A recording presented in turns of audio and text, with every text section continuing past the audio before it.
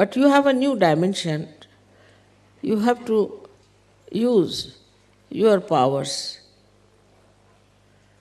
for the benevolence of the people. So, also, your Kundalini was awakened so Sahaj. It is because of the love and compassion of your mother.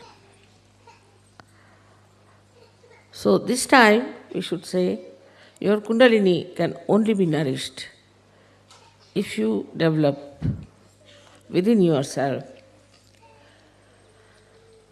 the sense of pure love and pure compassion. First, I've used the word pure. That's my name also. That means you have to be innocent to begin with. If you are not innocent, then you have certain problems, maybe with your lust. Maybe your love might be directed towards some person only. Kundalini is not like that. She rises, she goes to all the chakras, she doesn't get involved into any. She tries to cure every chakra, nourish that chakra, and she is only worried about her ascent. In the same way, a Sahaja Yogi should not get involved into any relationship as such. It's possible. You don't have to become like Buddha's disciples. For example, as I have always told you, the sap in the tree rises and goes to various parts of the tree and then evaporates or comes back. So this passage should be kept open. And once this passage is kept open, the Kundalini can rise very easily without any trouble. But this passage can be closed in case you get too much involved into one thing. Because there are some people who get involved, say, in their parents to begin with. All right, in the beginning I know those who come in the beginning to Sahaja Yoga will start saying, mother, my father's sisters, husbands, these things, that is sick. So will you please cure that person? Very common. They'll write long, long letters describing the relationship and I really lose the connection. Who is this one? Without writing the names, they will give all the connections that they have. These are all artificial connections. Tomorrow some calamity comes on you. These relationships are of no use. On the contrary, you'll find they'll take advantage of it. You cannot depend on these relations of yours, in what family you were born, in what religion you were born, in what country you are born, because now you are a universal being. So you are no more related through these artificial relationships, but you are related through your spiritual relationships. Unless and until we establish that within ourselves. That doesn't mean you give up your husband, give up your wife, give up your children, nothing of the kind. But that means that if we have to give up our conditionings, we have to give up all these things. There are all kinds of conditionings we have. If there are some good conditionings, still we should give up. In the sense, they should not be conditionings, but we should be master of them. For example, Indians have one good conditioning in a way in their own country, that they must have their bath early in the morning. I used to do the same. Then England is horrible for that. It takes its respite. If you do that in England, it's a cursed country. You just can't do that. You have to take your bath in the night, otherwise give up bathing.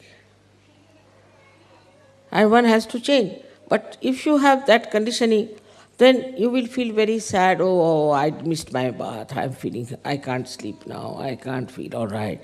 I am not normal. It's a good conditioning, but still it is enslaving you.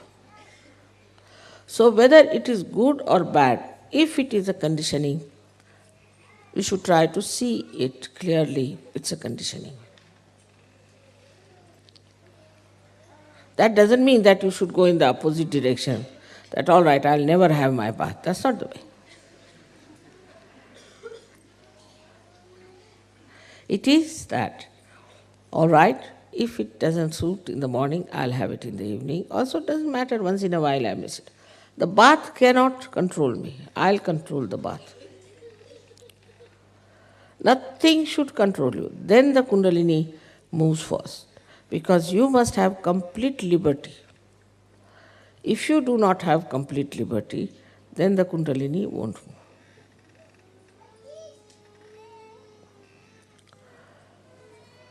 We have conditionings of our families, of our religion, of our country. These conditionings, as far as possible, is to be seen clearly that we have got it through our family. If you are born a Christian, you will always be more attached to Christ.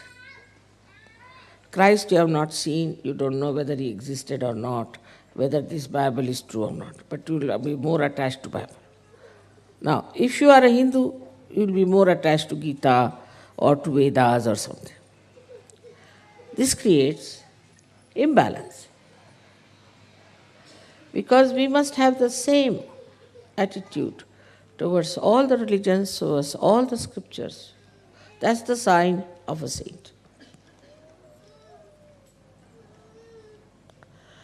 So this conditioning has to go.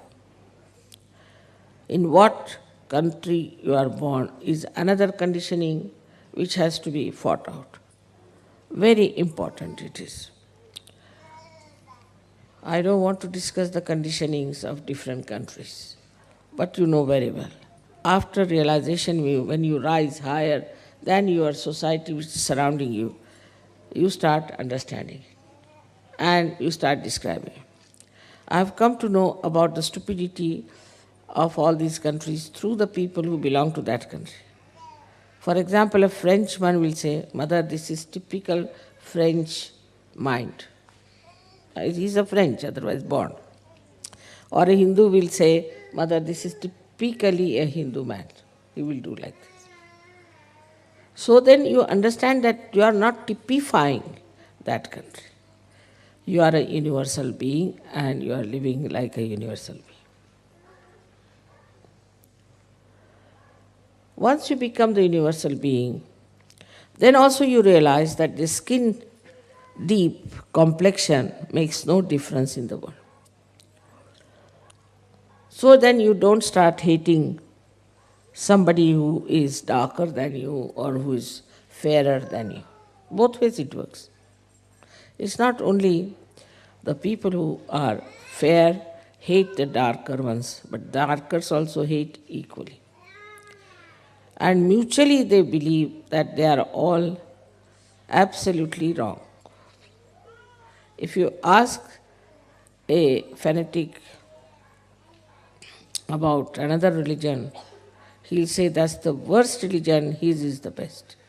And you ask another fanatic, he will say his is the best, the rest of it is the worst. That means all of them are the worst, in a general opinion. Everybody seems to be the worst. All the fanatics are the worst. If you take a general consensus, see? Nobody will say that, all right, my religion is all right, and at least one another is all right. Nobody. If you ask an Englishman, he'll say, Mother, this is typically English. You can't help it. They get so angry. I've seen the English getting angry with the other English for misbehaving or doing something towards me. But I don't, because they're blind. So here, the compassion should come within you as a universal being, that by God's grace you have risen higher. In the real sense of the word, it is not just you are certified, you are realized souls. No. You are realized souls, no doubt. You are. Sakshat. So, then as it is now, you are absolutely certified by God that you are realized souls. Naturally, you must change everything. No use typifying yourself, identifying yourself with something that is now you have given up. For example, from the egg now you have become the birds. Now birds don't identify themselves with the eggs and settle down in one place. They fly. Now they have become birds. There are no more eggs. In the same way, we should accept our position. We should accept ourselves as realized souls with self-esteem and understanding as to what is our purpose of life now. It is changed completely, entirely.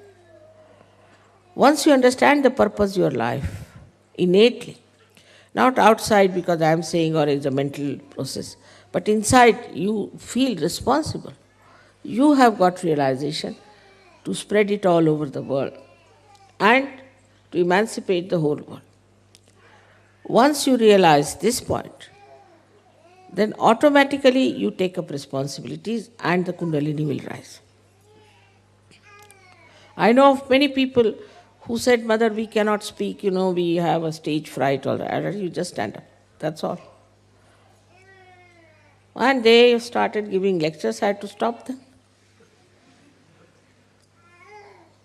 There are many who said that we cannot write any poems, Mother, we are no good, we cannot sing.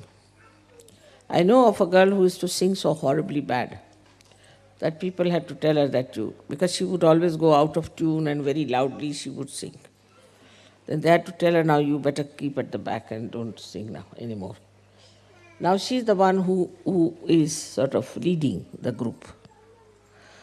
So all these beautiful things start manifesting, which you should accept that they have come to you. And give up all that you call as fear. All kinds of fear we have. These are all left-sided things, as you have seen yesterday, left-sided man, what he should do. But what a left-sided man has to know, that he is now an enlightened soul. And no one can touch him, leave alone destroy. No saint will be destroyed. Those who will try to destroy you will in a very interesting manner will be finished. Not destroyed, but very interesting manner, very jocular manner. You laugh at that and you will enjoy the way things are working out. Like there's a saying in Sanskrit, Vinashakale viparita buddhi. Means their destruction will start by their own stupid methods. They'll become stupid. And at every stage you will say they are becoming stupid. And by that stupidity they are destroying themselves. You don't have to worry about that part. So that's why you don't need any destructive powers. It will all be done by this all-pervading divine power. So that part you have to give up. You just forgive that person. As soon as you forgive, the responsibility from you shifts. And then Kundalini rises. You don't have to carry any malice, anything against him, but just laugh. Because they are blind. Because they are stupid. They are foolish. What do we do if you see an idiot? We may not laugh in his presence, but we do, isn't it? At his back. Because he's an idiot. So they become idiotic. And you see them becoming idiotic, and then you just start See, that's the humor of Sahaja Yoga. You have to have some humor also, isn't it? And then you start seeing these jokers, you see, behaving in that manner. And the whole circus they do is nothing but jocular. So there's nothing to have any fear from any human being. Same about organizations or anything. Naturally, you have to know one thing, that as you are realized souls, you have seen the truth, you are in the light. So they are going to oppose you. They are going to oppose you. They did this, isn't it, to others. Everybody suffered so much. But now no more sufferings to you. Only thing, you can enjoy the humor. Just understand this point, that nothing will destroy you, no one can touch you. But they are there just to supply some humor for you. If you take such a light attitude towards them, all this fear and left side will go away. What are these badhas and what are these bhoots and what are these tantrikas? Nothing. You are so powerful. Just with one glance, you can see them dancing on their heads, the other way round. As long as you will have fear, Kundalini won't rise, because she doesn't rise for people who are cowards. Coward is, she is not going to support. If you are a coward, she said, all right. You are walking on the street. Normally, people are afraid. If there's darkness, afraid that somebody might attack. But a Sahaja Yogi does not. If he's a real Sahaja Yogi, because there are ganas and there are angels around him. No one can touch him. And the one who will try, these ganas will make such a fool out of that person that you will have a nice chance to laugh at. Now you watch and see. So this left side or this fear should go. Once this fear will go, all your slyness, all your intrigues, all your jealousies will just disappear. That's how the Kundalini will rise very well.